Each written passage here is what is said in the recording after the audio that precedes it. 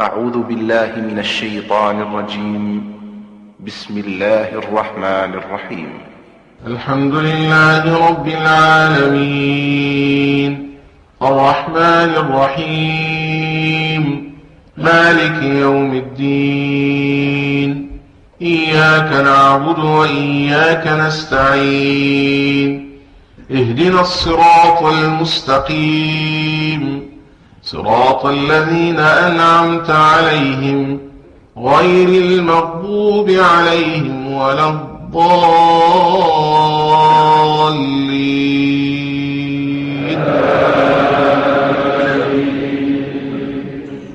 Bien, aujourd'hui nous nous retrouvons, nous sommes au début du mois du Ramadan et le sujet de la conférence de ce soir tourne autour du jeûne du corps et du jeûne du cœur, mais avec bien sûr beaucoup de références, vous le verrez pendant l'intervention, à l'application concrète de ce que c'est que le jeûne. C'est-à-dire que souvent quand nous présentons les choses en tant que musulmans ou en se référant, c'est-à-dire en citant les sources musulmanes, très souvent on répète les principes théoriques.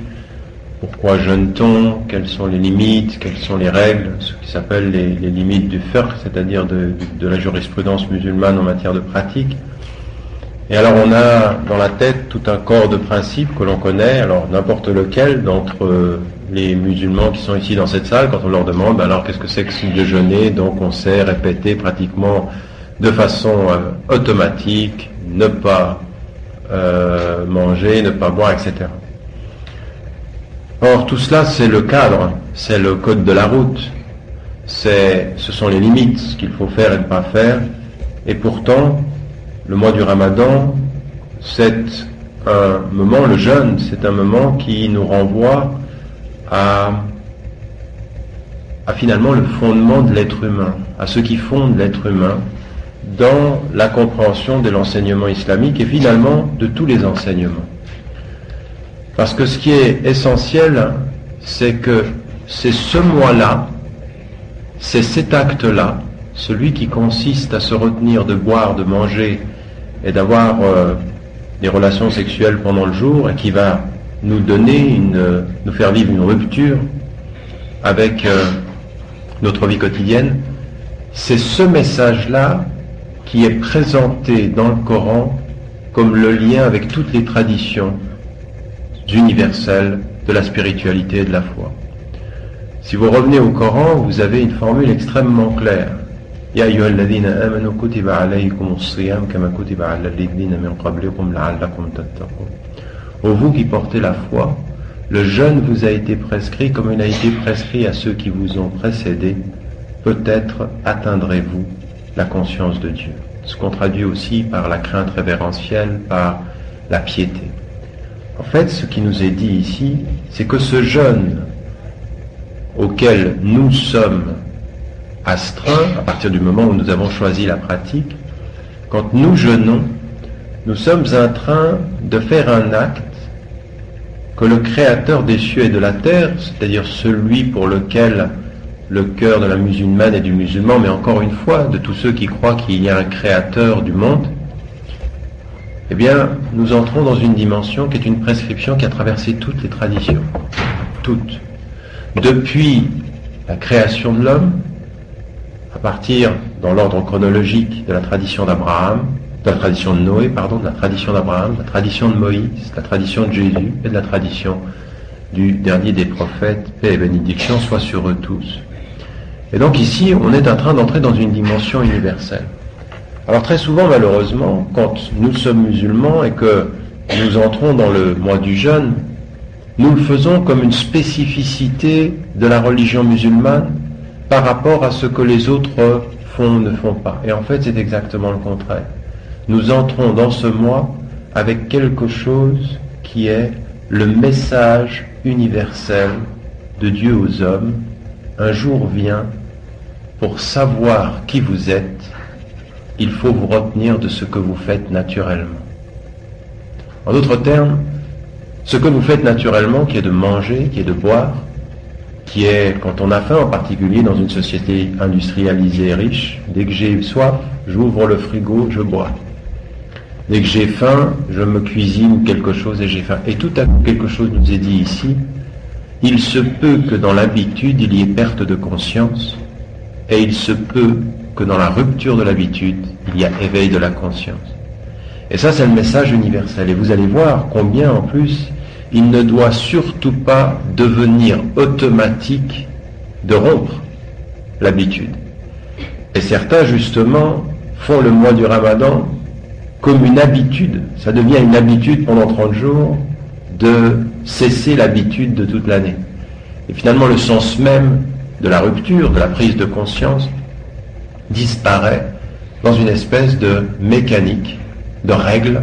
Je me lève le matin à 5 heures, je mange un peu pour ne pas avoir faim la journée, j'attends 5h30 et à 17h30, je me mets à manger, puis finalement je fais exactement la même chose tous les jours et je romps l'habitude pour un mois, mais c'est devenu un mois d'habitude. Et je crois que de ce point de vue, il faut que nous revenions au sens fondamental. Alors, première des choses, cette prescription, elle est une prescription fondamentale, universelle, que l'on comprend en tant que musulman comme étant le message éternel à toute la création humaine, à savoir un jour il faut cesser. Et là, ça va être le jeûne du corps. Alors, il y a 3 dimensions qu'il faut mettre en évidence. 3 des dimensions. Et après, je vais en venir, effectivement, à la compréhension de ce que ces dimensions veulent dire pour nous. Parce que le plus important, ce n'est pas de connaître le code de la route, c'est-à-dire de pouvoir dire presque par cœur quelles sont les règles du jeûne. C'est de savoir comment on conduit sur la route. C'est de savoir comment on vit avec cela quotidiennement, quand on vit à Rennes, quand on vit en France, quand on vit en Europe, quand on vit dans le monde d'aujourd'hui. Qu'est-ce que ça veut dire de jeûner? Ça veut dire la même chose que si on était dans le désert? Ça veut dire la même chose que si on était pauvre, éloigné dans une contrée? Ça veut dire quoi aujourd'hui pour nous que le sens de ce jeûne? Raison pour laquelle il faut lui donner une densité dans notre quotidien qui va aller de la privation du corps à l'élévation du cœur, à la dimension fondamentale. Ce que nous ont enseigné toutes les traditions mystiques et la tradition mystique musulmane au premier chef, le soufisme, qui est le cœur de l'islam. Et encore une fois, ne tombez pas dans ce travers de penser que le soufisme c'est quelque chose d'étranger à l'islam. Il y a un soufisme qui est totalement ancré dans la tradition musulmane à partir du moment où il ne contredit pas les enseignements essentiels. Alors, observons. Première des choses, c'est l'idée fondamentale que par la rupture de l'habitude du corps, on va vivre une élévation spirituelle. Et chacun d'entre ceux qui jeûnent, alors encore une fois, c'est le carême chrétien, ça peut être de la même façon la tradition du jeûne dans la tradition juive ou dans la tradition musulmane, celle que nous vivons maintenant. Qu'est-ce qui est demandé? Ce qui est demandé, c'est de se priver du geste naturel pour revenir à un regard sur soi qui va changer. En d'autres termes, c'est vivre une rupture dans la vie quotidienne pour briser quelque chose dans l'habitude. Le mois du jeûne, c'est rompre avec cette habitude-là, c'est rompre avec quelque chose qui est naturel. Et en fait, aller chercher de la nourriture, se nourrir, qui est quelque chose dont le corps a besoin naturellement, va demander à la conscience de s'en priver volontairement, pour faire naître dans notre cœur cette conscience. Quelle conscience? La première chose, c'est la conscience de sa fragilité. L'élévation spirituelle commence toujours par cela, savoir sa fragilité, savoir combien nous sommes dépendants des choses, parce qu'il n'y a pas d'accès à la liberté sans reconnaissance des dépendances possibles. On n'est jamais libre quand on se suppose indépendant et qu'on est dépendant. On est libre quand on connaît ses dépendances. Et quand on sait combien on a besoin de cette nourriture, et quand on sait combien on a besoin de ce repas-là.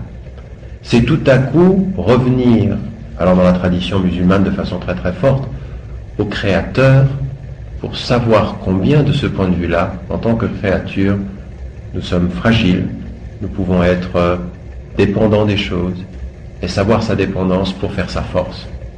Cette première dimension-là, elle est la dimension première. C'est vraiment ce que l'on dit quand il y a l'élévation spirituelle. C'est-à-dire tout à coup, maîtriser son corps pour mieux connaître son cœur. Première des dimensions du jeûne. Le cœur, la maîtrise, elle est de ce point de vue-là fondamentale. Et là, c'est véritablement un nouveau regard qu'on porte sur le monde. Et chacun d'entre nous doit expérimenter ça. Quand on est pendant la journée, qu'on a mangé tôt le matin, tout le cycle change. C'est-à-dire manger avant que le soleil se lève, faire cette prière du matin. Et sachez simplement une chose, c'est que quand le prophète de l'islam, paix et bénédiction soit sur lui, il est arrivé à Médine dans une situation extrêmement difficile. Il a dit une chose qui était très très importante, et vous allez voir que c'est toute la conscience de l'effort. Et ça pour nous c'est très important aujourd'hui, la conscience de l'effort. De l'effort vers la libération. Encore une fois, il y a une chose que dit la tradition religieuse, et encore une fois toutes les traditions religieuses et la tradition musulmane n'a rien de nouveau de ce point de vue-là, elle n'apporte pas de nouvel enseignement. Il n'y a pas de liberté sans effort.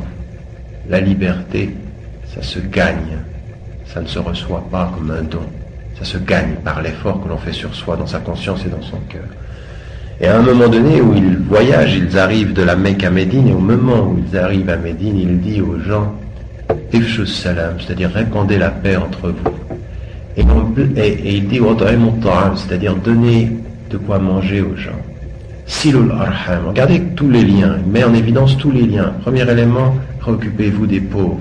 D'abord, répandez la paix, établissez les liens de parenté, ne rompez pas les liens de parenté, donnez de la nourriture aux gens, et il y a une chose qui est très importante, priez lorsque les gens dorment. Priez lorsque les gens dorment. Et le mois du Ramadan, de façon encore plus imposée pratiquement pendant tout le temps de l'année, c'est-à-dire que pendant tout le temps de l'année, normalement les musulmans se réveillent le matin pour prier avant le lever du soleil. Eh bien ici, à plus forte raison, comme il y a une bénédiction dans ce repas de la nuit, il y a d'autant plus à se lever avant que le soleil se lève pour dire à Dieu, pour se dire à soi-même, je suis debout quand le monde dort. Premier réveil de la conscience. Premier réveil de la conscience, et qui doit accompagner celle qui jeûne ou celui qui jeûne pendant l'ensemble de la journée, comme une dimension psychologique. Et cela, c'est particulièrement important, cette rupture dans le quotidien qui doit réveiller la psychologie, nous réveiller. Nous réveiller dans quel sens? Nous réveiller parce que finalement, tout ce qui a été si longtemps naturel, pendant un mois ne l'est plus. C'est plus naturel de manger, c'est plus naturel de boire, c'est plus naturel de laisser le temps passer. Et vous renouez un nouveau contrat avec le temps. Jamais les musulmans ne savent mieux quand vient le coucher du soleil que pendant ce mois. Parole du corps. Lui, il sait, il vous rappelle. Il y a un lien tout à fait nouveau avec le temps. Tout à fait nouveau. Pendant plein de journées de l'année, on ne sait même pas quand il y a le coucher du soleil, même pas quand il y a le lever. Là, vous pouvez demander à n'importe lequel de jeunes, il sait très bien quand il y a le lever du soleil. Et il sait quand il y a le coucher. Et ça, c'est très important, parce qu'un jour, en pleurant pendant toute la nuit, le prophète de l'islam, paix et bénédiction soit sur lui, avait pleuré toute la nuit pour un verset qu'il avait reçu, qui l'avait ébranlé. Et un verset qui parlait ni de paradis, ni d'enfer, ni de mal, ni de bien. Chose très simple. Inna fi khalqi as-samawati wal ardi wa ikhtilafi al-layli wan nahari la ayatin li ulil albab. Il y a dans la création des cieux et de la terre et dans la succession des nuits et des jours des signes pour ceux qui sont doués d'intelligence. Et quand il avait entendu ce verset-là, il s'était mis à pleurer. Et il avait dit à ceux qui étaient, et Bilal, celui qui venait appeler à la prière du matin pendant la nuit, il le voit pleurer, il lui dit pourquoi tu pleures? Et il lui dit, comment ne pleurerais-je pas quand du haut de sept cieux j'ai reçu ce verset? Et il ajoute, après l'avoir cité, malheur à qui l'entend et ne le médite pas. En d'autres termes, être avec Dieu, ce n'est pas être avec les interdits d'abord, c'est être avec sa présence.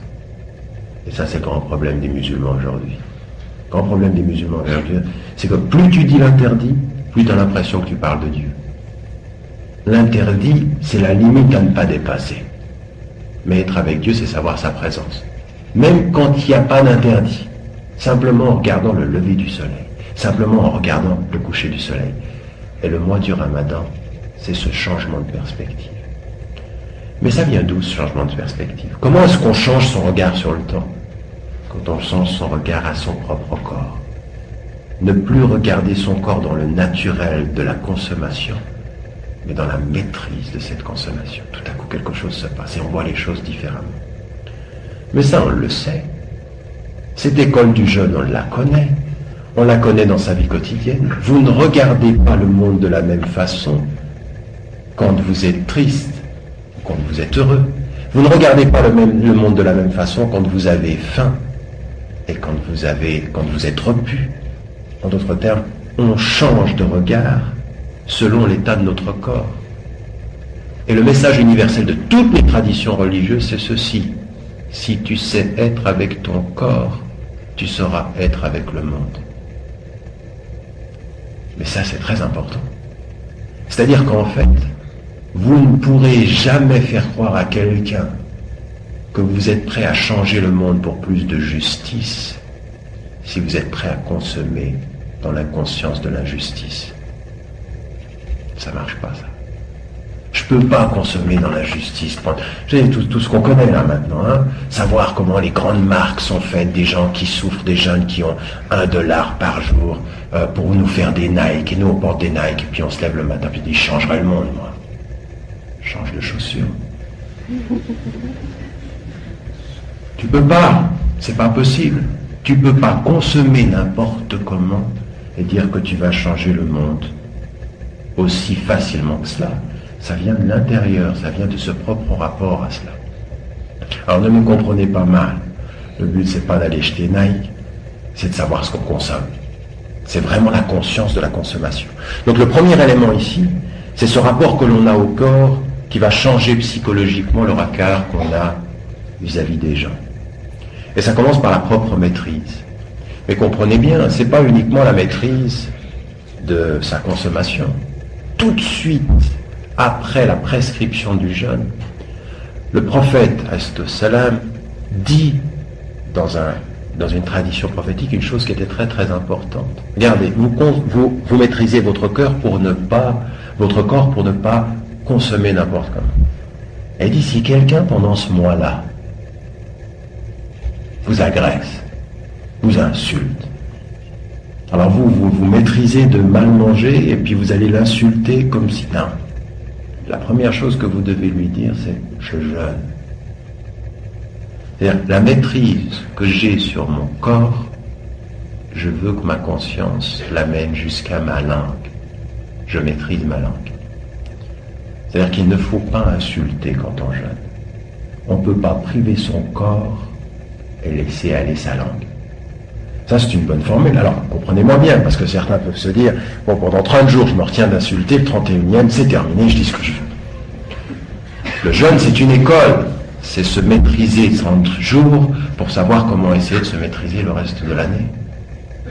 C'est ça qui est important, c'est de comprendre que c'est une école, c'est-à-dire que c'est une école de la maîtrise de sa langue, de la maîtrise de ce qui vient naturellement. Alors comprenez, il faut maîtriser deux choses. Ce qui entre dans notre corps et ce qui sort de notre bouche.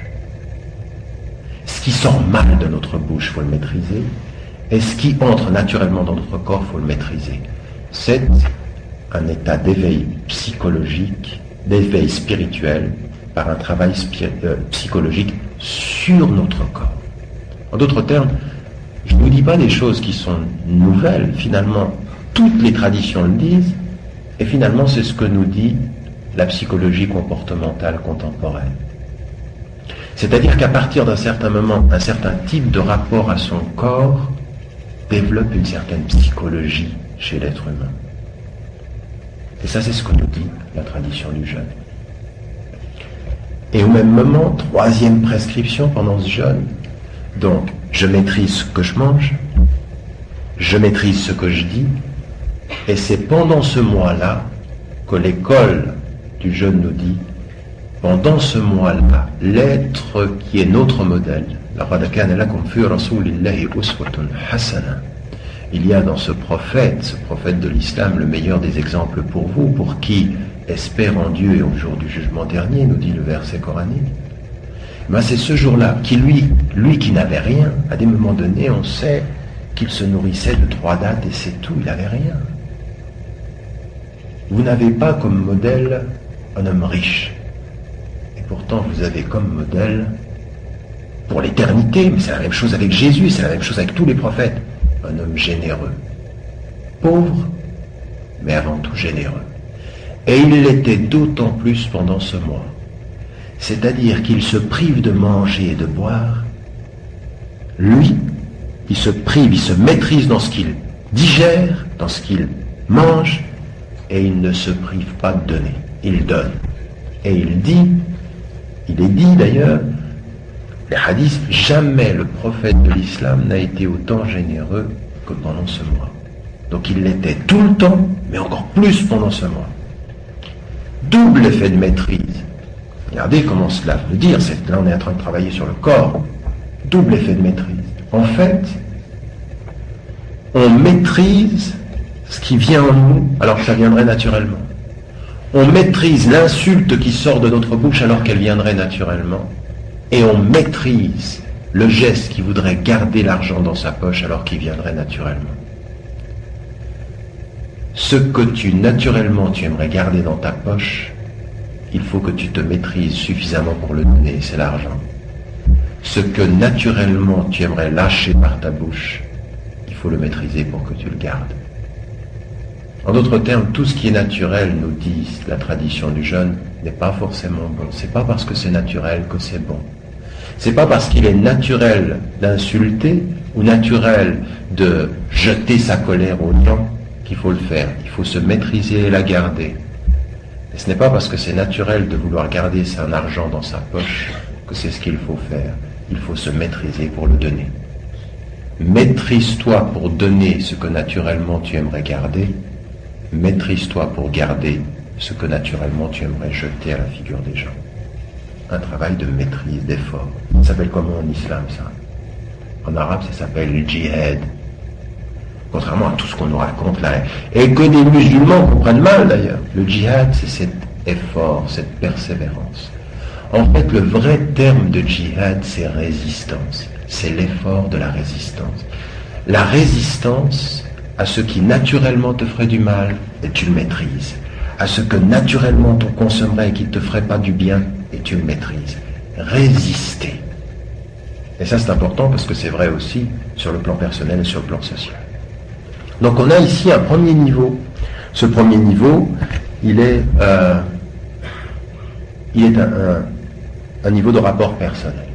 Sur le plan de la psychologie, c'est même sur les petits détails. Alors là, je vous ai parlé des 3 dimensions. 1, ne pas manger, ne pas boire, ne pas avoir de relations pendant la journée.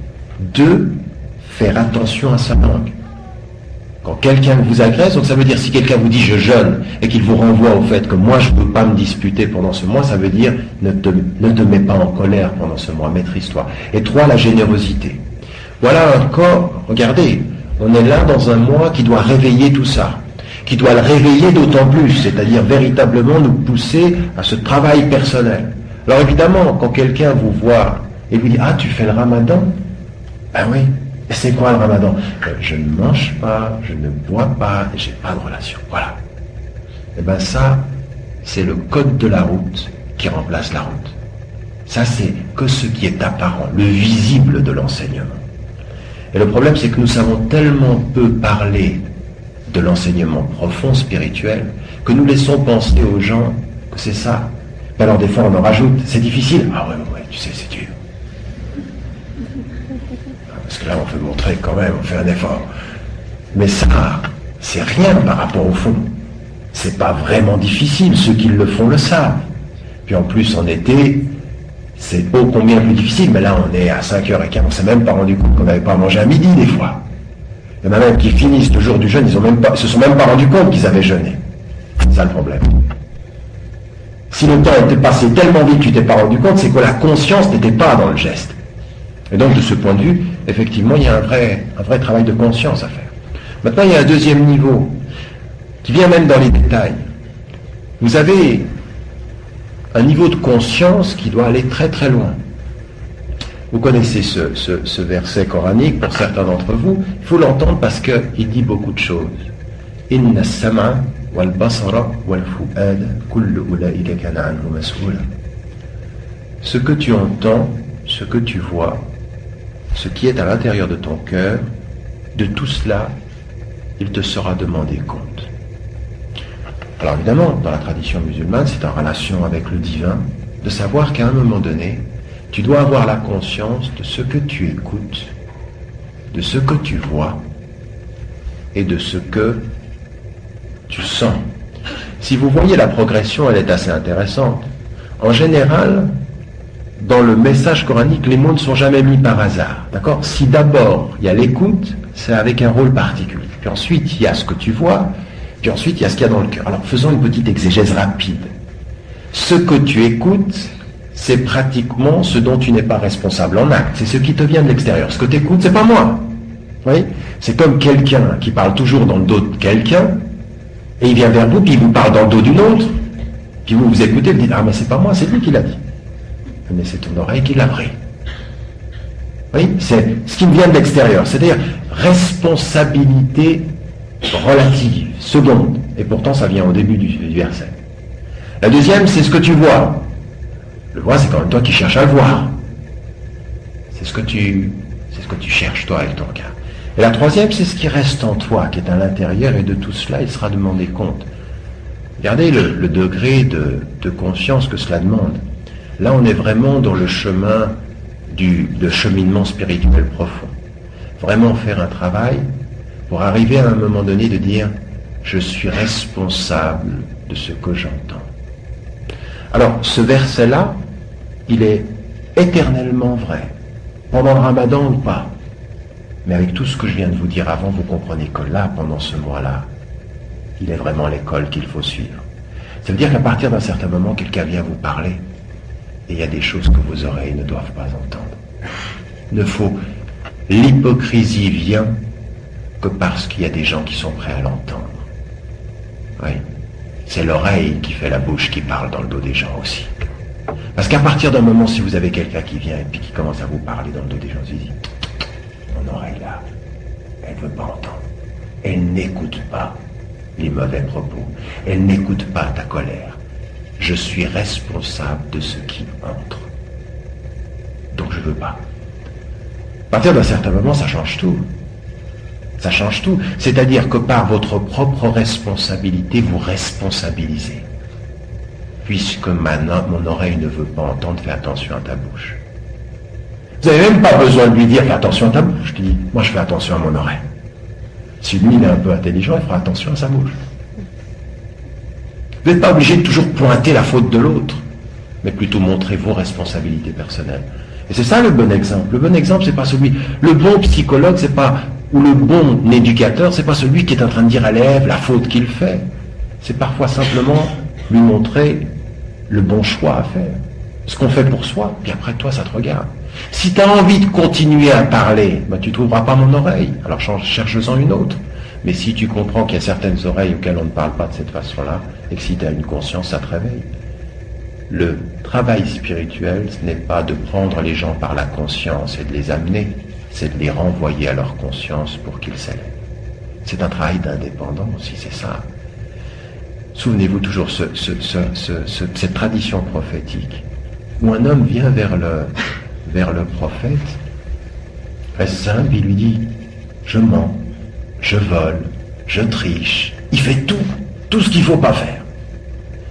Puis en plus, il en rajoute. Il dit, mais je veux arrêter qu'une seule chose. Je ne veux pas tout arrêter. Une seule. Tu me dis d'arrêter une seule. Donc je mens, je vole, je triche. Je ne veux pas plus. Bon, s'il y en a un à qui on vient dire ça, hein, dans notre langue allou, là, tu dois tout arrêter. Tu arrêtes tout de suite. Mais regardez comment il réagit.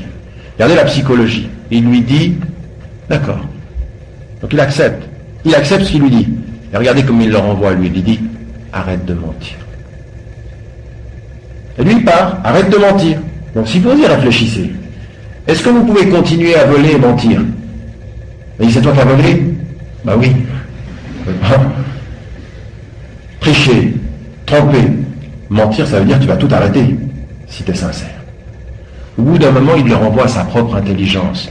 L'intelligence de l'éthique, pas le commandement de l'éthique. Comprends ce pourquoi tu ne fais pas les choses. Elle ne les fait pas uniquement parce qu'il ne faut pas les faire.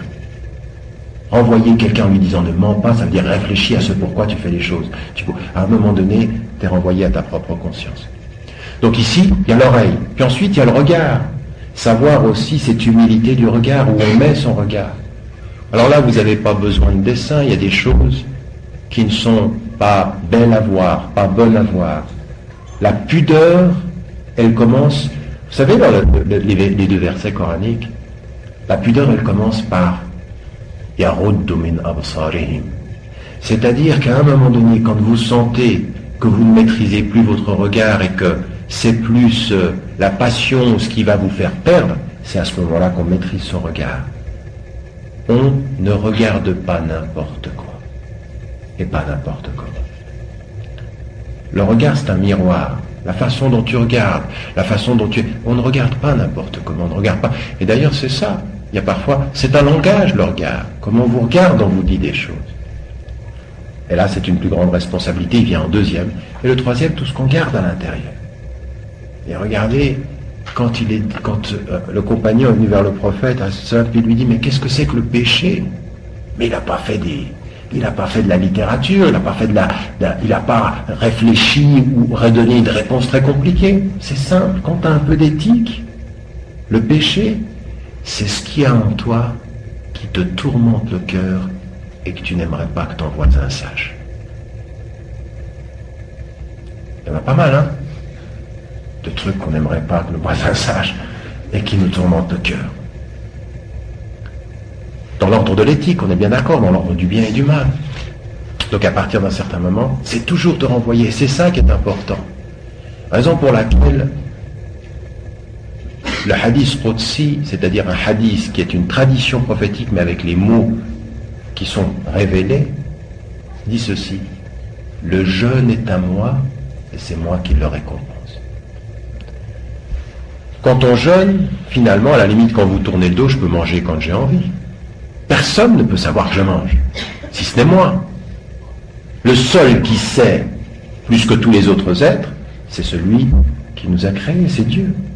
C'est lui qui sait. Lui, il sait que quand les gens ont tourné le dos, tu manges ou tu manges pas. C'est-à-dire que c'est la seule chose que tu peux vraiment faire, ou ne pas faire, cacher des gens. Personne ne peut te voir manger si tu veux manger, que tu fais semblant de jeûner. Lui, il le sait. Et il dit, ça c'est à moi. C'est moi qui récompense là. En d'autres termes, c'est un vrai travail personnel. Ça commence vraiment par la prise de conscience personnelle. Comment est-ce qu'on va travailler? Donc ici, on est dans la deuxième étape. Ça veut dire quoi? C'est que le jeûne, c'est l'élément d'une relation tout à fait particulière à Dieu. Et pour nous, c'est tous ces petits détails, et puis c'est aussi de se souvenir que ce mois,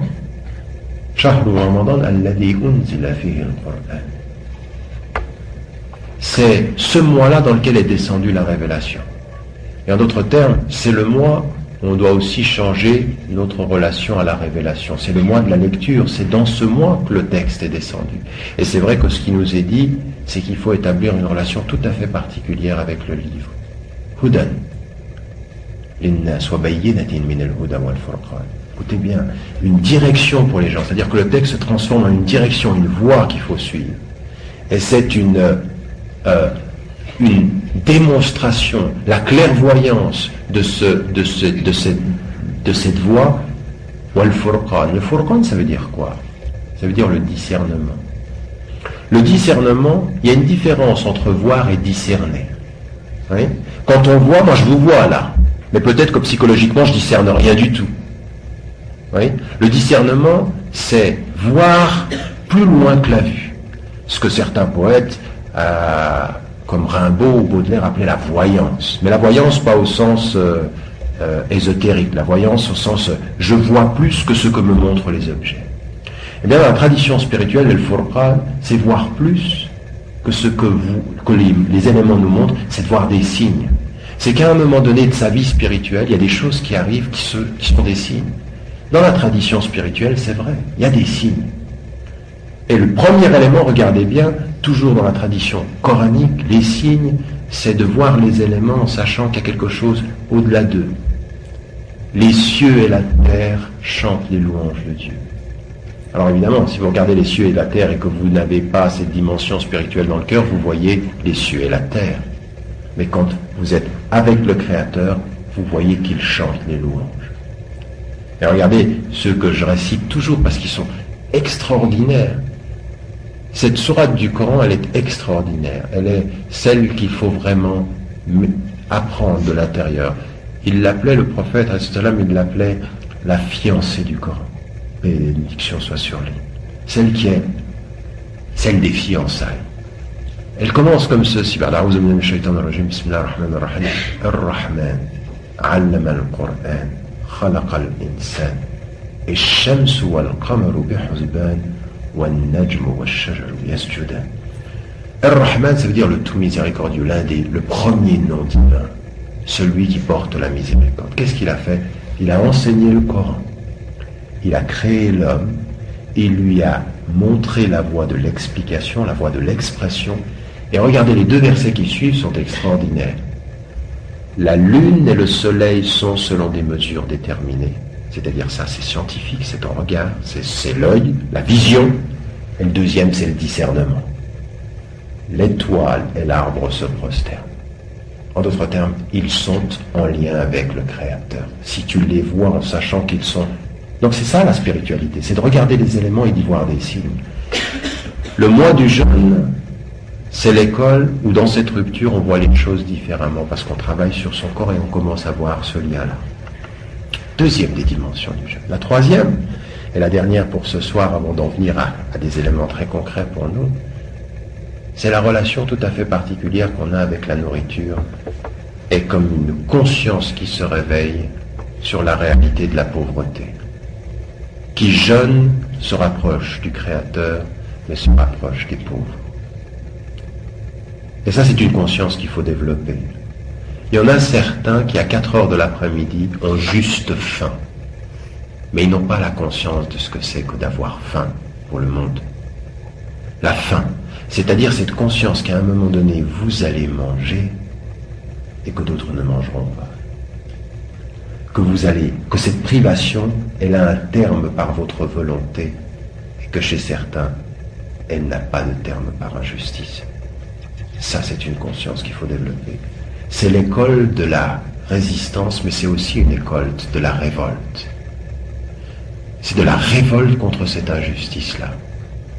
Toute personne qui jeûne doit pouvoir trouver à manger. Raison pour laquelle le prophète disait « Ne faites pas en sorte qu'il n'ait pas à manger, en particulier pour la fête de la fin du jeûne. » C'est un scandale de la conscience humaine que des gens puissent avoir faim sans manger. Et chaque fois que vous rompez le jeûne, et que vous savez que vous dites que vous remerciez le Créateur de vous donner ça, il faut savoir qu'il y a une injustice absolue, définitive, à un monde d'êtres humains qui fait qu'il y ait des gens qui n'aient pas faim. Mais on ne peut pas faire ce travail-là de spiritualité active, de la rupture, du travail sur son corps. On ne peut pas véritablement avoir ce travail-là de relation divine si on ne fait pas non plus cette vraie réflexion sur la pauvreté des gens. Et donc ici, c'est vraiment fondamentalement une nécessité pour nous que cela. Je l'ai parlé de la générosité, mais ce n'est pas simplement de la générosité, c'est une vraie dimension de la justice. Et vous remarquerez que à côté de ce jeûne, il y a en même temps quelque chose qui est pratiquement une obligation, qui est zakat el-fitr, c'est-à-dire cet impôt, pratiquement un impôt qui est pratiquement une obligation, c'est de l'ordre de l'obligation, tout de suite après les obligations prescrites, qui est de donner suffisamment de donner une somme qui est prescrite localement selon les pays, et qui est ce qui accompagne votre jeûne, et qu'il faut donner avant la fin du mois du Ramadan. Alors, certains savants disent que vous pouvez la donner en plusieurs fois, au début à la fin. Le mieux, c'est La sunna, c'est les 3 derniers jours, mais en général, il y a différents avis juridiques qui vous disent vous pouvez la donner en tout cas pendant le mois, mais il faut la donner. Ça, c'est quoi? C'est une conscience qui est un don du pauvre, là. Il y a un droit du pauvre. Et ça, c'est très important. La zakat, qui est le 3e pilier de l'islam, avant le jeûne en l'occurrence, qui est l'impôt social purificateur, c'est un droit du pauvre. Le pauvre, il a des droits. Et donner à un pauvre, c'est pas faire seulement acte de charité. La charité, c'est ce qui est supplémentaire ou surérogatoire ou au-delà du fait de la justice. Le droit à des pauvres dans une société. Et le mois du jeûne, c'est travaille sur ton corps pour réveiller ta conscience au droit du pauvre. Mais si on ne sort pas de ce mois-là, avec cette conscience-là, non pas pour l'oublier le 3e jour de la fête, mais pour s'éduquer à la travailler les 11 mois qui viennent avant le prochain, on n'a pas compris. C'est 1 mois d'école pour 11 mois d'application. C'est pas 1 mois d'application pour 11 mois d'oubli. Ça, c'est ce qui nous arrive souvent. On est d'une générosité, Ramadan Mubarak, Alhamdulillah, fraternité, et on jeûne, et on mange. Et alors il y en a certains, pour ce qui est de se rappeler du pauvre à 5h30, c'est pas ça du tout. Moi, je viens de recevoir une lettre extrêmement désagréable d'une femme qui en a vraiment marre des musulmans. Et puis elle me fait une longue lettre, mais vraiment une lettre d'insulte. Alors au début, j'ai lu 2 lignes, je me suis dit non, je ne vais pas lire ça. Et puis la conscience, des fois, elle vous parle, dit allez, non, tu dois lire. On te parle, tu écoutes, même si on t'insulte. Écoute, il y a du bien partout. Et je lis, et à la moitié de la page, il me dit mais j'en connais plein, moi, de musulmans, soi-disant, qui jeûnent. C'est du cirque. C'est du cirque. Ils jeûnent pendant la journée et ils se goinfrent la nuit. Et là, vous vous arrêtez de lire, vous dites,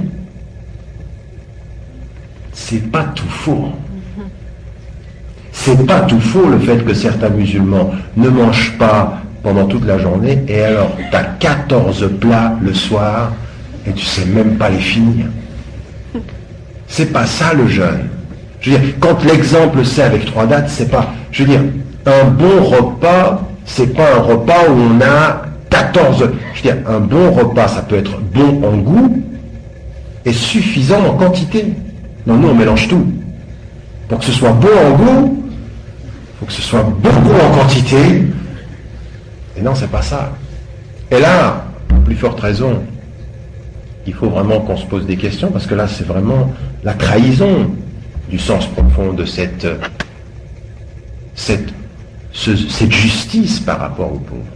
Alors vous me comprenez bien, il y a une communion spirituelle, mais il y a une conscience de la justice. Il n'y a pas qu'une communion spirituelle. Il ne faut pas que nous transformions l'acte spirituel en pure charité. Vous n'aimeriez pas, pauvre si vous l'étiez, qu'on soit charitable seulement, ou qu'on ait pitié de votre vie. Non. À un moment donné, ce qu'un pauvre attend de la conscience de celui qu'il n'est pas, c'est qu'il ait conscience de la justice qu'il lui doit, pas de la pitié qu'il lui donne. Et le mois du Ramadan, c'est ça, c'est un mois de justice. L'un des noms de Dieu, c'est l'Adl. Il est le juste, et il ne demande pas simplement de la charité. Il faut être généreux, mais avec le souci de la justice. Il ne faut pas être généreux avec simplement la compassion de celui qui ne lutte pas contre l'injustice. Ici, vous avez les 3 dimensions. Donc, qu'est-ce qu'on a dit? Un travail sur son corps pour libérer sa conscience, un travail de proximité avec le Créateur dans une conscience des détails de ce qui est la proximité vraiment mystique, spirituelle, profonde, et puis un rapport avec les êtres humains. Les 3 dimensions, rapport à soi, rapport au Créateur et rapport aux hommes. Tout y est. Rapport à soi, parce que tout commence de là. Certains, dans leur présentation, souvent ils me disent il faut tout de suite toujours commencer par Dieu. Il ne faut pas se tromper. Nous sommes des êtres humains qui allons vers Dieu et nous n'avons pas conscience de Dieu au-delà de notre humanité. Il faut commencer par la conscience de soi. Toujours. Nous leur montrerons nos signes en eux-mêmes, dans les horizons et en eux-mêmes. Donc il parle de l'homme et ensuite tu vois les signes, puis ensuite tu viens à lui. Donc c'est un travail sur soi, c'est un travail pour lui, c'est un travail avec tous les autres. Cette triple dimension, elle est fondamentale. Et ça m'amène à dire une chose. Tout cela, c'est pourquoi? Pour nous rappeler deux dimensions du djihad, du jeûne. La première, c'est un djihad, au sens d'une résistance à nos pulsions, une maîtrise de soi, ce qu'on appelle une ascèse. Donc ici, effectivement, on a fondamentalement un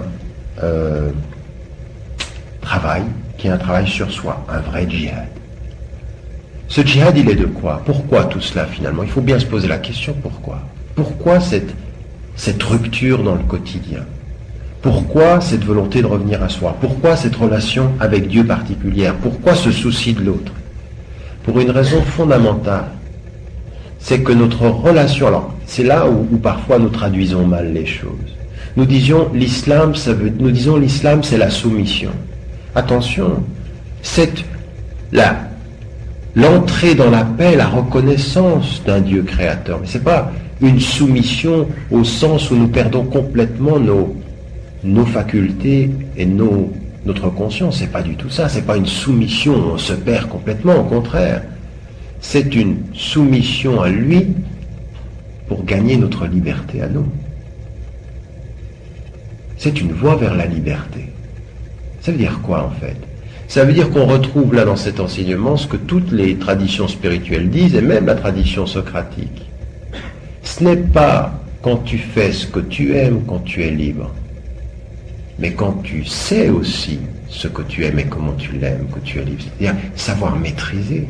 On sait aujourd'hui, et ça toutes les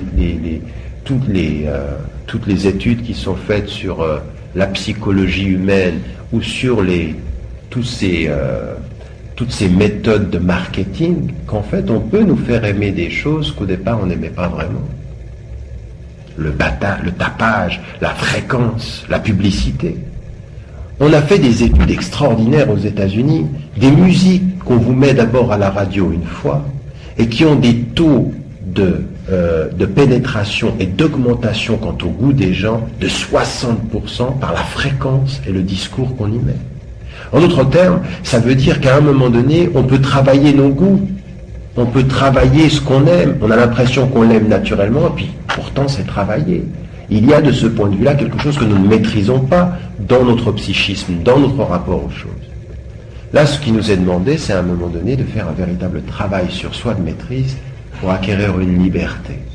Se libérer de ce qui est apparemment naturel, apparemment bon, apparemment l'objet de nos désirs, c'est-à-dire véritablement faire un travail sur soi. C'est acquérir la liberté par un travail sur son corps, un travail sur ses désirs, un travail sur sa personne. Ce djihad-là, c'est un djihad de la liberté. Le jeûne, c'est un djihad de la liberté. Et alors on en vient effectivement à toute la dimension intérieure maintenant, et c'est celle qui va nous intéresser pour terminer par rapport à notre vie ici. Alors qu'est-ce que ça veut dire? Ça veut dire que, au fond, qu'est-ce qui nous est demandé? Ce qui nous est demandé, pourquoi est-ce qu'on prive son corps? Pourquoi est-ce que finalement on en arrive à ce travail-là? Eh bien, tout ce travail-là, comme je l'ai dit, c'est une maîtrise de soi, une volonté de se maîtriser, de maîtriser son corps, pour aller vers une liberté, c'est-à-dire à un moment donné de dire, bon ben, ce que je fais, je l'ai décidé moi, je ne me laisse pas aller à une consommation, à tout ce qu'on me propose, je fais un effort sur moi. Mais pour parvenir à quoi? Une des dimensions qui est fondamentale, c'est maîtriser son corps pour faire la paix avec son cœur. L'idée fondamentale, c'est de faire la paix avec son cœur. Et son cœur au sens où on est avec, dans son cœur, une relation à Dieu, une relation à une éthique de vie. Et ça commence, premier des éléments, par une chose qui est très très importante. Le premier espace dans lequel l'être est responsable de lui, c'est sa propre solitude. Le jeûne nous renvoie à une conscience solitaire. À un moment donné, vous êtes seul avec le Créateur, vous êtes seul avec Dieu, mais cette solitude, il faut en faire quelque chose. Et il faut renouer avec soi-même, c'est-à-dire à un moment donné, savoir qu'on est seul et qu'on a un travail à faire sur soi-même. Et ça, c'est important. C'est important parce qu'à un moment donné, on en revient à la discussion du début, et là on est dans les choses très très concrètes. C'est savoir gérer sa solitude pour pouvoir développer une attitude collective. En d'autres termes, ça veut vouloir dire, par exemple, bien, je me prive de manger, mais il faut que dans ma conscience personnelle, je me dise et j'évalue ce que je mange. On ne peut pas jeûner pour le bien et consommer dans le mal, raison pour laquelle on ne coupe pas son jeûne avec de la nourriture volée. La nourriture, elle est halal, au sens où elle est licite. Et la nourriture licite, c'est pas de la nourriture qu'on vole. On ne consomme pas de la nourriture volée. On ne consomme pas de la nourriture qui ne répondrait pas à notre éthique. Et de la même façon, il faut aller plus loin. Alors, dans notre façon très technicienne de comprendre l'islam aujourd'hui, on a effectivement une dimension de la consommation qui est uniquement, il y a de la nourriture halal, on sait ce que c'est, puis on mange pas de porc, on boit pas d'alcool, puis c'est ça. Mais à un moment donné, il faut savoir à quel monde nous participons. Une nourriture éthique aujourd'hui, qu'est-ce que c'est? C'est aussi de se poser la question, à quel type de consommation aujourd'hui nous participons? C'est ça la solitude. C'est de regarder son plat et de se dire, mais est-ce que là, je suis en train de défendre un monde injuste ou juste? Et là, vraiment, il faut vraiment qu'on aille jusqu'au bout de cela. Raison pour laquelle c'est une vraie conscience aussi, qui n'est pas simplement une conscience spirituelle. Le spirituel, là, il vient jusque dans mon plat. De me poser la question, moi je suis sidéré de voir aujourd'hui des musulmans qui sont obnubilés par la viande halal, et la seule chose qui les intéresse, c'est de savoir comment on a tué l'animal. Et on oublie 80% des traditions prophétiques qui ne nous parlent pas de comment on a tué l'animal, mais de comment on le fait vivre. On est dans un monde où on maltraite les animaux quotidiennement, et les musulmans ne sont pas en reste. La maltraitance des animaux, c'est quelque chose d'inadmissible. On s'en moque, c'est halal. Ça a été égorgé comme il fallait, on mange comme les autres. À un moment donné, ça devient absolument illogique. Ce n'est pas possible. Vous ne pouvez pas faire semblant de ne pas savoir que cette nourriture-là, elle est une nourriture qu'il va falloir questionner. Les grandes marques que l'on prend et que l'on consomme sans se poser de questions. Je veux dire, véritablement, là, il faut se poser des questions sur ce qu'on consomme. Donc, l'origine de ce qu'on consomme. Quelqu'un qui va jusqu'au bout de son processus spirituel, il questionne la nourriture. Qu'est-ce que je mange? À quoi je participe? Vous avez aujourd'hui du commerce alternatif. Des gens qui vous disent, on va aller chercher chez le paysan et on va lui payer justement ce qu'il doit, ce qu'on lui doit parce qu'il a travaillé. Et on fera moins de bénéfices, mais on sera juste avec les gens. Pas avec des marges de 150% de bénéfices, 150 fois le prix à l'arrivée de la vente par rapport à ce qu'on lui a acheté, et on le maltraite. Combien il y a de gens aujourd'hui qui jeûnent et qui achètent cette nourriture-là? Parmi nous, presque personne, on s'en moque. On ne savait même pas que ça existait, le commerce équitable. Mais il y a des gens qui se battent pour du commerce équitable, et il y a des gens qui jeûnent toute la journée pour l'équité et qui consomment dans l'inéquitable. À partir d'un certain moment, il faut se poser la question de savoir si nous sommes logiques. Mais nous sommes dans un monde où vous ne pouvez plus descendre dans le sud et faire semblant que vous ne saviez pas. Le sud, il est dans votre salon, tous les jours à la télévision. Le mauvais traitement des animaux, il est tous les jours chez vous, ici, dans cette société-là. Et à partir d'un certain moment, encore une fois, je sais que c'est un combat qui est difficile, parce que c'est moins cher de consommer facilement, parce que c'est moins difficile. Mais vous êtes dans une école de l'effort, et il faudrait consommer sans effort. On est en train de dire que c'est tout un travail d'essai, de travail pour l'effort, et nous on consomme sans se rendre compte. Je dirais quelque chose qui ne joue pas. Et si, au cœur des sociétés modernes, au cœur des sociétés industrialisées, c'était vraiment le message qui sortait du mois du Ramadan, plutôt que de dire « moi je ne mange pas, moi je jeûne, moi je ne bois pas ». Et si c'était vraiment ça le message, nous sommes pour une consommation équitable. Nous sommes pour une consommation qui respecte les animaux. Nous sommes pour une consommation qui respecte les producteurs. On va peut-être mettre 1 euro de plus, mais on a la dignité de le faire. Parce qu'il vaut mieux mettre 1 euro pour la justice que d'économiser 1 euro, de faire semblant qu'on résiste, et puis de manger comme tout le monde. Et à partir d'un moment, vous vous tournez, alors là j'ai parlé des choses qui sont à distance, puis après on regarde ce qu'on porte. Avec quoi on s'habille. Je suis désolé de vous dire, moi je suis très dur là-dessus. Il en est parmi nous qui ont les plus beaux discours éthiques dans ce qu'ils disent vouloir être, mais qui portent les vêtements qui produisent de l'indignité éthique. Parce qu'il y a des gens qui souffrent. Donc il y a des gens qui souffrent pour faire ça, qu'à partir d'un certain moment, il faut se poser la question de savoir si on est logique avec nous-mêmes. Alors n'oubliez jamais la conscience du Sud, parce que le jeûne, c'est de rappeler le Sud au Nord. C'est ça être avec les gens. Quand tu ne manges pas pendant la journée, tu fais partie du Sud en plein Nord.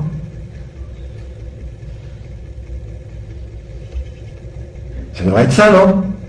Non, nous on met juste une parenthèse de Sud, puis après on devient plein dans le Nord. Et avec toutes les consommations. Et à partir d'un certain moment, là j'ai parlé de la consommation. Ensuite, après, il y a la consommation aussi du type de rapport qu'on a avec les médias. Le mois du Ramadan, c'est une école du rapport à la télévision. Et là, moi, je veux dire, attendez, je crois qu'on changera la société, qu'on en arrivera aussi à faire en sorte, à partir de cette règle éthique, de comment, je vous ai dit comment on regarde les choses. Il y a des choses à la télévision, c'est indigne de les regarder. Alors comprenez-moi bien, certains, dès qu'ils entendent ça, ils pensent tout de suite à des choses qui sont en dessous de la ceinture. Ça, là-dessus, on est d'accord. Je ne parlais pas de ça. Je parle d'émissions ou de choses qui nous sont offertes, qui sont indignes de la conscience humaine. Je pense que des choses comme la roue de la fortune, je pense que c'est pas digne de voir des choses comme ça. Vous ne pouvez pas jeûner la journée et regarder des choses qui vous abrutissent en pensant à quel homme va avoir le plus de chance pour pouvoir faire des millions comme ça assis sur une chaise. Il y a des choses qui... Mais, vous savez, on critique la télévision, mais on a que ce qu'on mérite. C'est parce qu'on la regarde qu'on nous l'offre. Alors nous, on est malins. On dit, oui, mais c'est à la télévision je regarde. Alors évidemment, puisqu'on c'est à la vision on regarde, la télévision sait qu'on regarde, elle redonne encore plus de ce qu'on regarde. Et je pense qu'il y a une attitude à avoir. Alors moi je suis, encore une fois, absolument pas contre une critique de la télévision. La télévision est utile. J'ai entendu des salafis, des littéralistes qui disent pas de télévision, je crois pas que ce soit juste. Mais une éthique de ce qu'on regarde. À un moment donné, avoir la conscience que là ça s'éteint, que là c'est pas digne de nous. Que là, on ne peut pas aider le monde en regardant n'importe quoi. On ne peut pas perdre son temps dans la télévision et proclamer qu'on va changer le monde. Je crois qu'à un moment donné, il y a des choses comme ça qu'il faut aussi que l'on se dise qui font partie de notre éthique. Et ça, sans grand discours moral. Il ne s'agit pas d'être assis là puis de faire de grandes théories. C'est moi, personnellement, je suis en train de parler de ma solitude. Parce que dans mon salon, il n'y a que moi, ou peut-être ma famille. Et à un moment donné, il y a une attitude. Il y en a certains qui disent, oui, tu sais, la famille, c'est très important. Tu vas chez eux à l'heure de manger, au moins de moments pour le Ramadan, ils sont tous autour de la table, en train de regarder dans la même direction, à savoir la direction de la télévision. Comment tu fais une famille quand tu es autour de la table, tu ne te parles même plus, tu regardes dans la même direction, même si tu es autour de la même table. Je veux dire qu'à partir d'un certain moment, il y a des choses qui sont simples. Il y a des moments donnés, quand on est entre nous, entre êtres humains, la télévision, c'est les moments qui nous fait perdre notre humanité, on se parle. Tu parles à ton enfant. Ça sert à rien de faire des grandes théories sur la vie. Juste éteindre la télévision puis se parler. Être entre êtres humains. Regarder l'être qu'on a en face de soi, sa femme, son mari, ses enfants. Et on éteint. Il y en a certains, 24 heures sur 24, la télévision, c'est le 5e homme de la maison. Elle est allumée tout le temps. Et ça, dans le Sud, c'est vrai. Vous allez en Algérie, vous allez au Maroc, vous allez en Égypte, t'as l'impression qu'il y a tout le temps quelqu'un dans la maison. C'est pour pas que je m'ennuie. Mais si, quand il n'y a personne dans la maison, tu t'ennuies, c'est qu'il y a un vrai problème de conscience, il y a un vrai problème de travail personnel. Parce que la spiritualité, c'est la gestion de l'ennui. c'est pas la diversion à l'ennui. La diversion à l'ennui, c'est qu'il y a un problème de spiritualité profonde. Donc ça, c'est un deuxième élément, c'est ce travail spirituel, la consommation, ce qu'on regarde, puis ce qu'on a dans le cœur. Vous savez, un jour, le prophète, salam, paix et bénédiction soit sur lui, a mentionné un homme et a dit, cet homme-là, c'est un des gens du paradis. Et il y en a un qui voulait savoir. Il dit, mais je veux savoir comment c'est un homme du paradis, je veux vivre avec lui. Et il lui dit, tu sais, j'ai des problèmes, j'aimerais vivre avec toi pendant quelques jours. Il lui a pas dit pourquoi, lui il savait pourquoi, parce qu'il a entendu.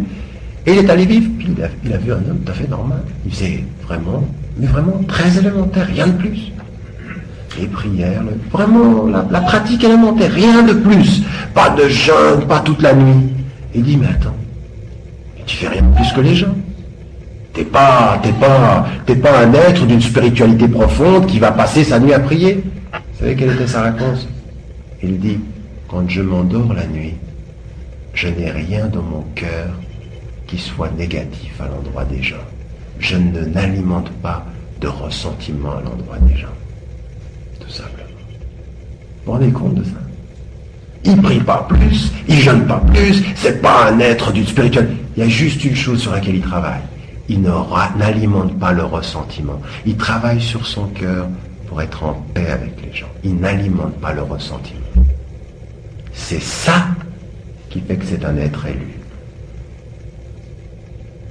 Ce petit élément-là qui fait toute la différence. Et donc je crois qu'à partir d'un certain moment, il faut qu'on se pose chacun la question. Parce qu'il y en a certains d'entre nous, ils sont frères et sœurs de tout le monde. Mais alors quand tu entres un peu à l'intérieur, il y a un peu moins de frères, un peu moins de sœurs, et il y a même carrément beaucoup d'ennemis. Ça alimente à l'intérieur comme ça. Puis il y en a qui sont toujours en train de te dire qu'ils ne le diront pas. Hein, vous connaissez ces gens qui sont comme ça. Ah non mais je vais pas te dire. Bon, ben, tu l'as dit. Ils ne le disent jamais, mais ils l'alimentent tout le temps. Ils sont dans un... Jeûner, c'est faire la paix avec son cœur. C'est ça l'état de paix. L'état où on est en équilibre comme ça, où on fait la paix avec les gens, on fait la paix avec soi, on est en train dans une maîtrise comme ceci.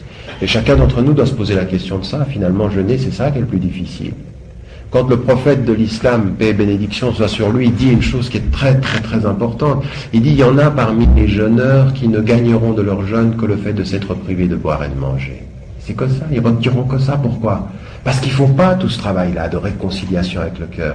Et ça, c'est le deuxième élément, c'est l'introspection. L'introspection, c'est quoi? C'est s'exiler à l'intérieur de soi. À des moments donnés, il faut s'exiler de notre entourage. C'est ce que disait Baudelaire. Baudelaire disait une chose très très belle, il disait « Savoir être seul parmi la foule et savoir être une foule quand on est seul. » Savoir être seul parmi la foule. C'est-à-dire qu'à des moments donnés, exactement comme l'enseignement de la prière, vous êtes en train de prier puis vous êtes seul, et bien ici c'est cela aussi. C'est vraiment cette dimension de revenir dans la solitude comme ceci et de faire de l'introspection, de se poser des questions. Et encore une fois, pas de se poser des questions dans la culpabilité. Il y a une chose que l'islam n'a jamais entretenue. Jamais. C'est nous qui sommes en train de faire ça. C'est les musulmans qui déforment l'islam. L'islam n'a jamais entretenu le sentiment de culpabilité. L'islam a entretenu le sentiment de responsabilité. Et c'est pas pareil. Ça veut dire quoi? C'est tout à fait différent. C'est quand vous vous regardez, vous n'êtes pas tout le temps en train de regarder vos fautes. Quand vous êtes seul avec vous-même, vous commencez aussi par regarder vos qualités. Parce qu'il n'y en a pas un d'entre nous qui n'en ait pas une de qualité. À des moments donnés, c'est de se regarder par ce qu'on peut faire, par ce qu'on a fait. Et par ce que l'on a à faire. Pas systématiquement, j'ai pas fait ça, j'ai pas fait ça, j'ai pas fait ça. Faut pas mettre la barre haute, puis se dire j'arriverai jamais là, puis d'alimenter ce sentiment de culpabilité. Se réconcilier avec son cœur, c'est connaître ses qualités, et avec ses qualités, réformer ses défauts. Mais c'est connaître ses qualités. C'est-à-dire qu'à partir d'un certain moment, c'est faire le compte aussi des choses qui sont bien que l'on fait. Et là, c'est un travail permanent d'introspection, ce qui s'appelle el muraqaba, c'est-à-dire vraiment être avec soi de ce point de vue-là, de façon véritablement consciente, de faire le point sur soi. C'est l'école du jeûne, et ça devrait être l'école de toute l'année. Très rapidement, il y a des choses qui sont extrêmement importantes. Vous savez que là, on est au moment où il y a le tarawih, c'est-à-dire la prière surérogatoire qui se rajoute pendant ce mois-là. Et c'est vrai que le mois du jeûne, c'est aussi ce mois du dhikr, du rappel. Vous savez que le deuxième nom du Coran, c'est le rappel.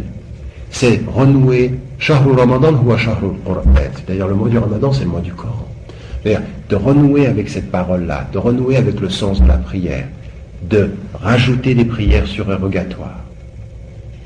Une prière surérogatoire pendant le Ramadan, elle équivaut à une prière obligatoire pendant l'année. C'est-à-dire qu'il y a quelque chose de tout à fait particulier. Il y a un moment qui est tout à fait particulier, puis il y a une nuit pendant ce mois-là, elle vaut plus que 1000 mois. Ça, c'est de la symbolique, c'est-à-dire c'est réel parce que ça nous est dit, mais c'est spirituel, ça nous renvoie à une dimension spirituelle. Il y a des heures qui vous paraissent des années, et il y a une nuit qui fait 1000 mois spirituellement. Mais il y a un mois qui transforme tout, qui fait que de tout ce qui est surérogatoire, c'est-à-dire pas obligatoire, qu'il l'évalue comme si c'était obligatoire. Et tout cela, c'est un travail que chacun doit faire. Donc c'est un mois qui doit nous amener aussi à un travail d'introspection. Et il n'y a pas d'introspection sans effort. Et là encore, vous voyez que nous sommes dans une société qui, à des moments donnés, nous met à distance de nous-mêmes. La spiritualité, c'est de revenir à soi. C'est de faire un exil à l'intérieur. Un exil chez soi. Revenir chez soi. Et Dieu sait si dans notre société aujourd'hui, nous en avons besoin. Et je ne parle pas simplement des sociétés du Nord. Dans toutes les sociétés aujourd'hui, ce moment d'exil, c'est-à-dire faire silence. Vous savez, dans la tradition prophète, dans le Coran, l'histoire de Marie est rappelée. Et il lui est dit que comme signe, oui, comme signe, elle ne parlera pas aux gens pendant 3 jours. Elle jeûne du fait de parler. Elle ne va pas parler. C'est un jeûne de la langue. Et là, qu'est-ce que ça veut dire? Ça veut dire qu'à un moment donné, du jeûne du corps au jeûne du cœur, à un moment donné, il faut aussi faire en sorte qu'on fasse jeûner nos membres. C'est-à-dire, on parle moins. Ça fait du bien de moins parler. Les gens qui sont très étonnés, qui me disent « Ouais, mais pendant le mois du Ramadan, tu devrais faire des conférences partout. » Je veux dire, c'est le seul week-end où je fais des conférences, là. Parce que c'est un mois où il faut se taire. Il faut apprendre à se taire. Parce qu'on parle beaucoup trop. Parler, c'est parfois s'oublier. Parler, c'est parfois être à distance. On pense qu'on parle de l'essentiel et parfois non.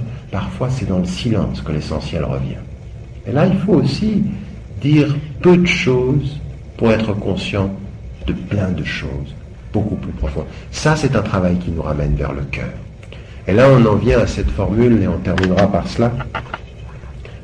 Et l'imam Abu Hamid al-Ghazali, 12e siècle. Il dit, il y a plusieurs niveaux de jeûne. Il dit, il y a le jeûne du commun. C'est le fait de se priver de boire et de manger, ce qui est dans la tradition. Et il dit, il y a le jeûne d'une khawas, c'est-à-dire d'une certaine catégorie de gens qui vont un peu plus loin. Ceux-ci, ils font le jeûne des membres de leur corps, c'est-à-dire le jeûne de la bouche, le jeûne du regard. Ils font attention. Et puis il dit, il y a une élite, parmi cette élite encore, c'est encore moins de gens, c'est le jeûne du cœur. 3 niveaux. Qu'est-ce qu'il veut dire? Il veut dire, le premier niveau, c'est de se dire, bon, ben, je ne bois pas, je ne mange pas, c'est tout. Ensuite, il y a un moment donné où on se dit, bon, je ne bois pas, je ne mange pas, mais ça a un sens. Il faut que je fasse, alors c'est ce que je vous disais, fasse attention à ce que j'entends, à ce que je vois, comment je... Oui. Je veux dire, faire attention à ce que vont faire mes mains, faire attention à ce que vont... C'est vraiment une école. Raison pour laquelle, des fois, on est très très surpris. Il y en a vraiment, ils font un mois du Ramadan tout à fait particulier. Eux, ils ont... Alors, vraiment, excusez-moi, je le dis comme ça, ils n'ont pas compris. Pour ne pas dire rien compris. La première des choses qu'ils font, c'est qu'ils vivent la nuit et dorment le jour. Alors, tout de suite après avoir mangé le matin, hop, ils dorment jusqu'à 2h du matin, il ne reste plus que 3 heures de jeûne, c'est bien. C'est tout juste si tu as senti que tu jeûnais. Et en plus de ça, pendant la nuit, ils passent leur nuit à manger beaucoup devant la télévision. Ils s'oublient comme ça. Et puis alors, bon, c'est pas ça. Je veux dire, le jeûne, c'est vraiment de vivre totalement normalement le jour.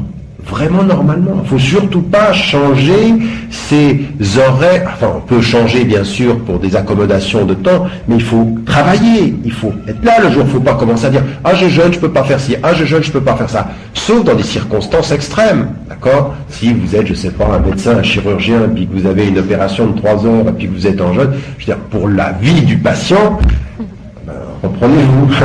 Mais de ce point de vue-là, sinon, dans les circonstances, il faut avoir une vie qui est vraiment celle qui ressemble, mais comment pas commencer à inverser les choses, à dormir pendant la journée, et à vivre pendant la nuit, et à s'oublier.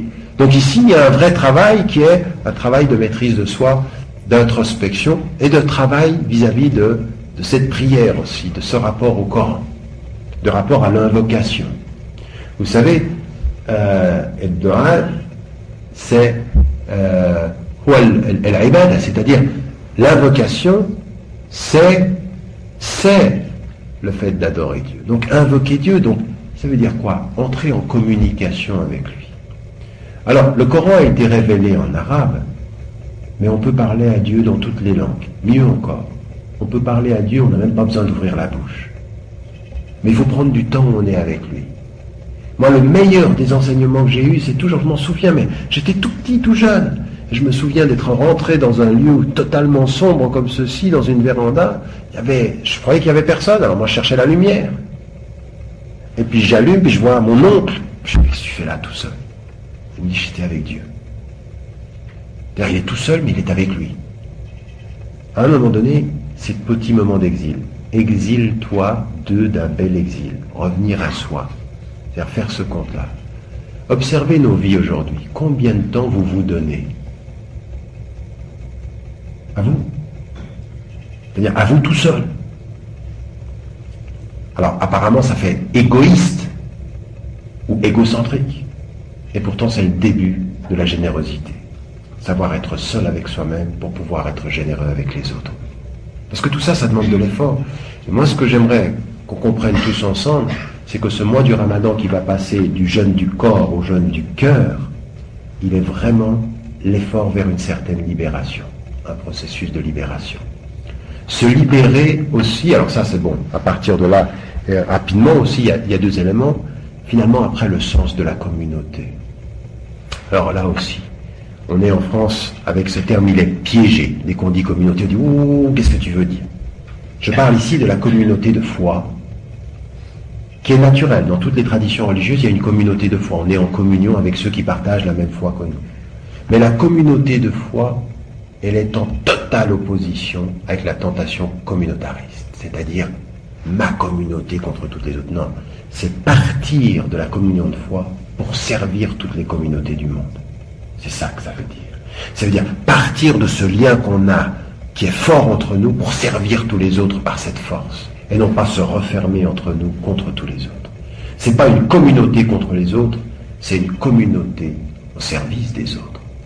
Et c'est exactement le sens du verset Kuntum khayra ummatin ukhrijat lin-nas ta'muruna bil ma'ruf wa tanhauna 'anil munkar wa tu'minuna billah. Vous êtes la meilleure des communautés établies parmi les hommes. Alors évidemment, on pourrait s'arrêter là et dire on est la meilleure. Alors il y en a qui sont comme ça. Kuntum khayra, on est la meilleure. Dans la mesure où vous commandez le bien et vous résistez au mal. Et ça veut dire quoi, commander le bien, résister au mal? C'est servir les gens.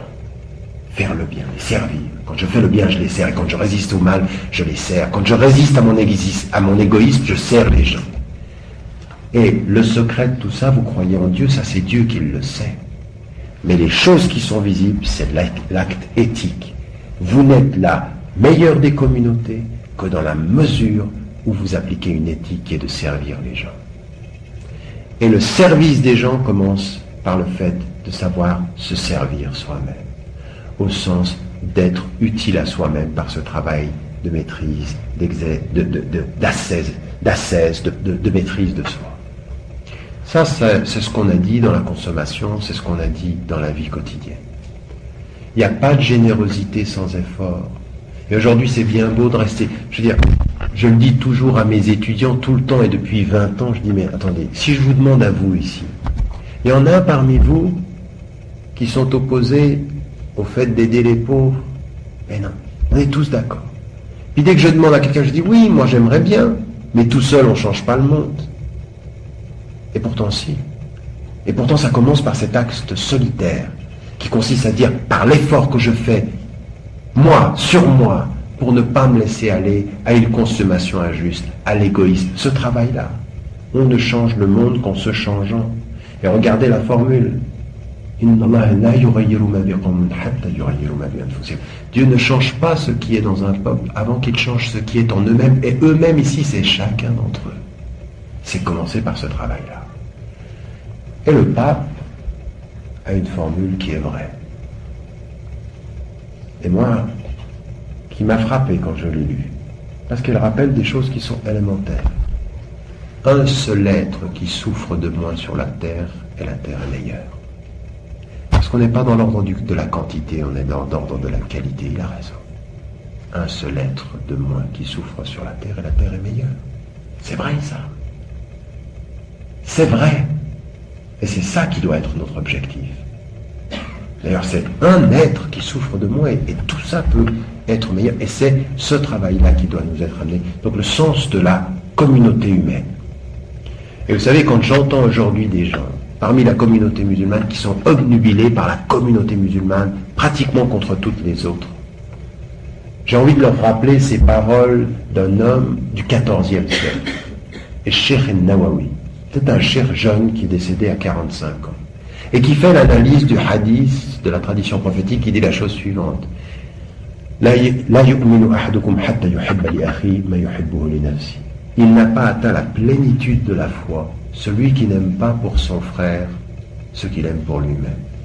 Et l'analyse qu'il fait, il dit son frère en humanité. En humanité, aimer pour tous ce qu'on aime pour soi. Et ça change tout. Et donc c'est aussi ça.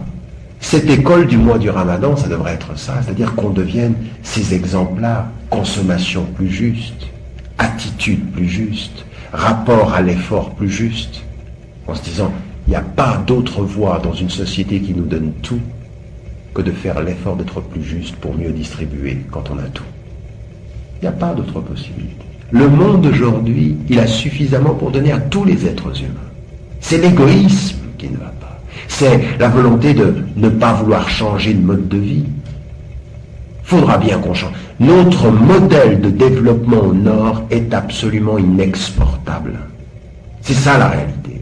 C'est que si chacun ne fait pas un effort sur ce propre mode de consommation, on ne peut pas l'exporter. Vous n'aurez jamais des millions d'Africains qui vivront comme les Américains et comme les Européens. Ça sera aussi à nous de changer de façon de vivre si on veut que le monde reste viable. On ne va pas donner aux Africains, aux Sud-Américains, aux Asiatiques exactement la même chose que ce qu'on a. Il va falloir qu'on change notre façon d'être pour leur permettre d'être mieux. C'est aussi clair que cela. Et qui peut faire cela si nous ne nous prenons pas en charge?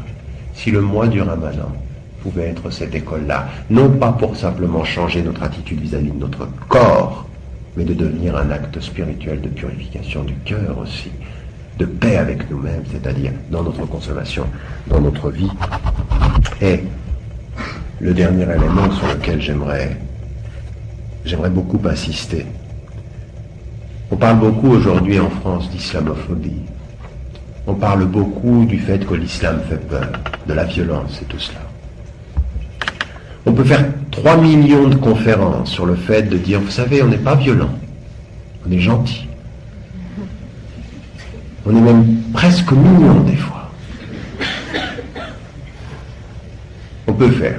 Vous pouvez faire 3 millions de conférences. Tous les discours du monde. Permettez-moi de vous dire que tous les discours, moi-même j'ai entendu, oui, les discours que tu fais, il faudrait plus de gens qui s'expriment. Oui, bien sûr, il faudra plus de gens qui s'expriment.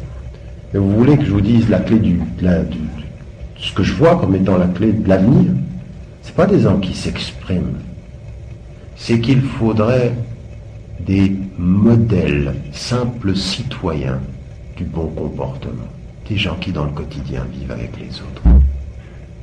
Quand tu vois la personne, tu dis, il m'intéresse. Pourquoi il t'intéresse? Parce qu'il est digne. Elle m'intéresse. Pourquoi elle t'intéresse? Elle est digne. Elle a une morale pratique, concrète tous les jours. Quand il parle ou quand elle parle, ça sent la sincérité. Ça ne veut pas dire qu'il n'y a pas d'erreur. Ça ne veut pas dire qu'on ne se trompe pas, c'est qu'on essaye de faire mieux. On est dans la vie quotidienne visible. Vous pouvez faire 36 000 discours sur le fait qu'on est gentil. Finalement, il n'y a qu'une seule chose qui changera la perception. C'est des gens qui soient à l'intérieur avec les musulmans, comme à l'extérieur dans leur société comme citoyens. Ces modèles de comportement-là.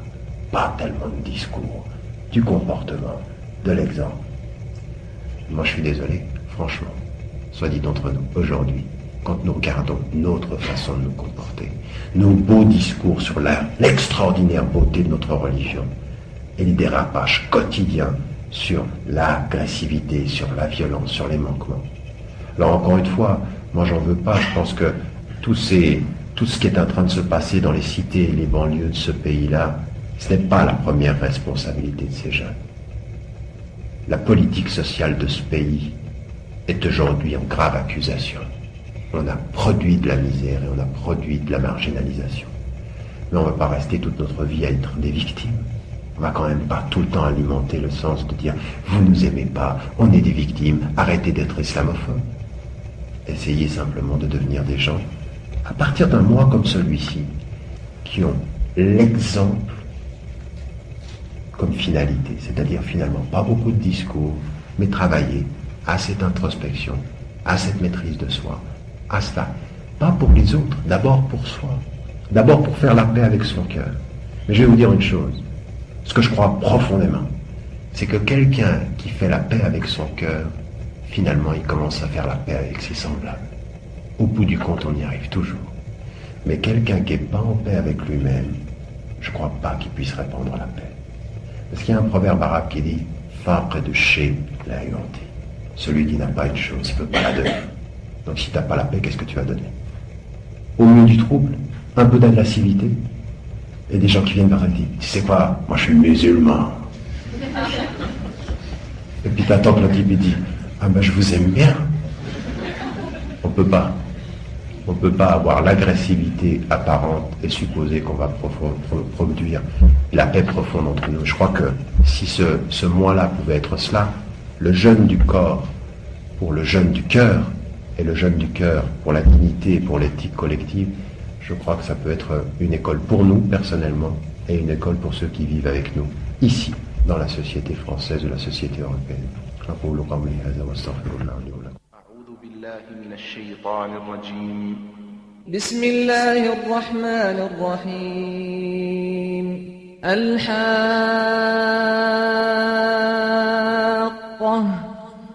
ما الحاقة وما أدراك ما الحاقة